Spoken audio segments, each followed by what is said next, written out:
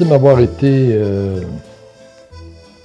gratifié par la vie en général, par l'éducation que j'ai eue, par les occasions que j'ai eues d'assumer des responsabilités. Et je pense que ma contribution, c'est peut-être plus une contribution pour alimenter le débat public et d'aider les acteurs à se faire une idée sur les objectifs qu'on doit atteindre comme société.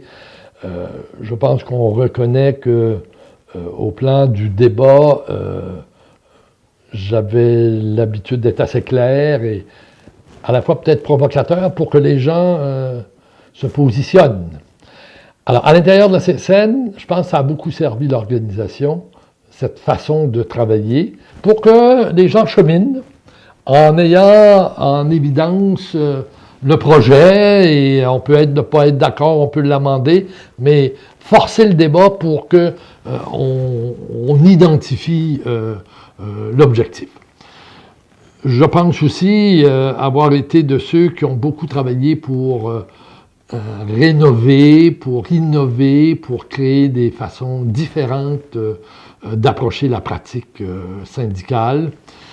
Moi, mes deux exemples, ça demeure dans les centres de la petite enfance, réussir à faire alliance avec les parents qui dirigent les garderies pour qu'ensemble on obtienne une politique publique.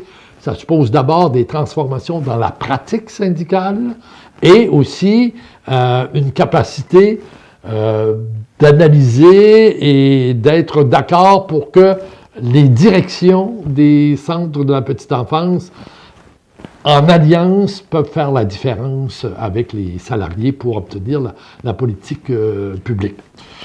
Un autre exemple que je vais donner, c'est le secteur ambulancier.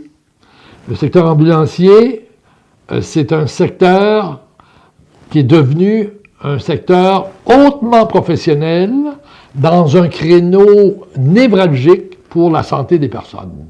C'est-à-dire le service ambulancier, le service pré-hospitalier, alors que c'était laissé totalement, je dirais, c'était en dehors de toutes les règles sanitaires, de toutes les règles de santé publique, de réintégrer ça dans le réseau et d'en faire un service hautement professionnel. Bon, c'est un deuxième exemple que je donnerai. Et je pense avoir contribué aussi à ce que la pratique syndicale au Québec soit moins corporatiste, moins affairiste et plus sociale et plus démocratique. Plus axée sur, disons, l'atteinte d'objectifs de société. Et donc, prendre en compte les discriminations dans la société, prendre en compte les plus vulnérables de la société, les normes minimales, la santé-sécurité, prendre en compte, en fait, les conditions globales du peuple québécois, d'être capable de faire le débat sur la question nationale, sur la question de la cohésion sociale en français, et donc que le mouvement syndical, la CSN en particulier, soit reconnu comme un acteur puissant, il faut le dire, un acteur majeur de l'avenir de notre société. En tout cas, j'ai voulu contribuer de cette manière-là.